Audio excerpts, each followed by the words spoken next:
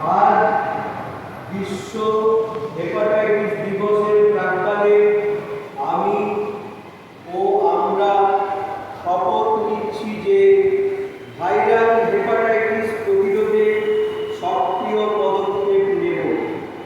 Hepatitis B ও C virus ঘটিত সংক্রমণ যা রক্ত বা দেহজাত তরলের মাধ্যমে ছড়ায়, এই বিষয়ে যাবতীয় তথ্য জানব ও অপরকে জানাব। সুরক্ষিত রক্তের যোগান বজায় রাখতে আমি উপযুক্ত বয়সে রক্তদানে ব্রতী হব এবং সকলকে উৎসাহিত করব।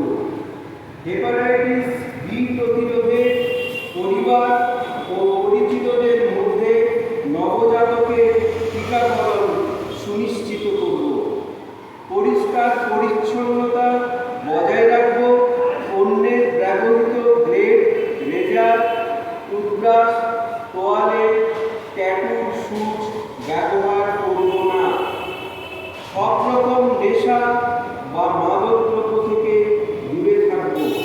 হেপাটাইটিস এ ও ই মূলত সংক্রমিত জল ও খাবার দ্বারা বাহিত হয়, তাই খাবার আগে সাবান দিয়ে হাত ধোবো, স্বাস্থ্যসম্মত খাবার খাবো ও পরিশ্রুত জল পান করব।